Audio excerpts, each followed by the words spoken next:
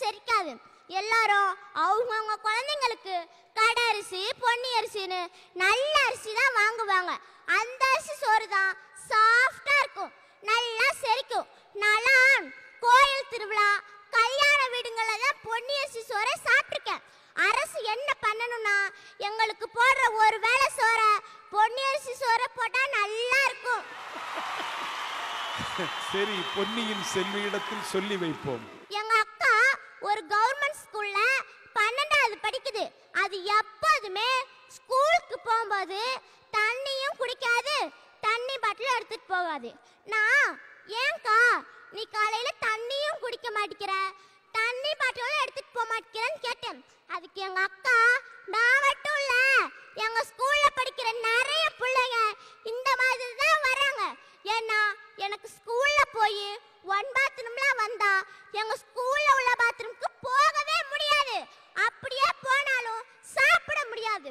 One பாத்ரூம்லாம் வந்தா நானும் என் ஃப்ரெண்ட்ஸுங்களும் அடக்கி வச்சுட்டே வருவோம். இங்க உட்கார்ந்துருக்கவங்கள தைரியம் உள்ளவங்க, துணிச்சல் உள்ளவங்க, செல்வாக்கு உள்ளவங்க உங்க ஊர்ல உள்ள பெரிய அரசு பள்ளிகளுக்கு போய் அங்க உள்ள பாத்ரூம்களை பாருங்க. நான் சொல்றது உங்களுக்கு புரியும். இதுதான் சார் இன்றைய அரசு பள்ளிகளின் நிலைமை. அதுவும் இந்த கவர்மெண்ட்ல வேலை செய்யற வாத்தியாருங்களே அவங்களோட குழந்தைங்களை கவர்மெண்ட் ஸ்கூல்ல சேர்க்கறது இல்ல.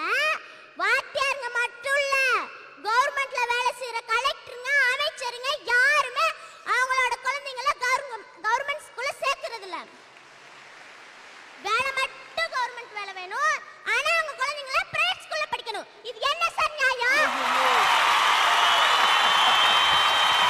கவர்மெண்ட் ஸ்கூல்ல வேலை செய்யற எல்லாருமே அவங்களோட குழந்தைங்களையும் கவர்மெண்ட் ஸ்கூல்ல தான் சேர்க்கணும்னு சட்டம் பண்ணணும் சார். அப்பதான் அரசு பள்ளிகளோட தரம் உயரும். சபாஷ். இன்னொன்னு என்னன்னா, தனியார் பள்ளியில 1ஆவதுல இருந்து 12வது வரைக்கும் படிக்கிறவங்களுக்கு எம்பிபிஎஸ் பிஇல படிக்க சீட்டு கொடுக்க கூடாது. 1ஆவதுல இருந்து 12வது வரைக்கும் பணத்தை கொட்டி படிக்க வைக்கிறாங்க தானே, எம்பிபிஎஸ் பிஇலயும் பணத்தை கொட்டி படிக்க வைக்க வேண்டியானே. இதுக்கு மட்டும் கவர்மெண்ட் காலேஜ் கேக்குதோ? அரசு பள்ளியில படிக்கிறவங்க என்ன இலச்சவாயின்னு நினைச்சீங்களா? யோசிங்க. அடி கீர்த்திகா, யோசிங்க, நல்லா யோசிங்க. மொத்தத்தில் நமது அரசு தனியார் பள்ளிகள் மூலமாகவும் அரசு பள்ளிகள் மூலமாகவும் கல்வியை அளிக்கிறது. தனியார் பள்ளிகளில் பணம் கட்டி படிக்கிறார்கள், அரசு பள்ளிகளில் இலவசமாக படிக்கிறார்கள்.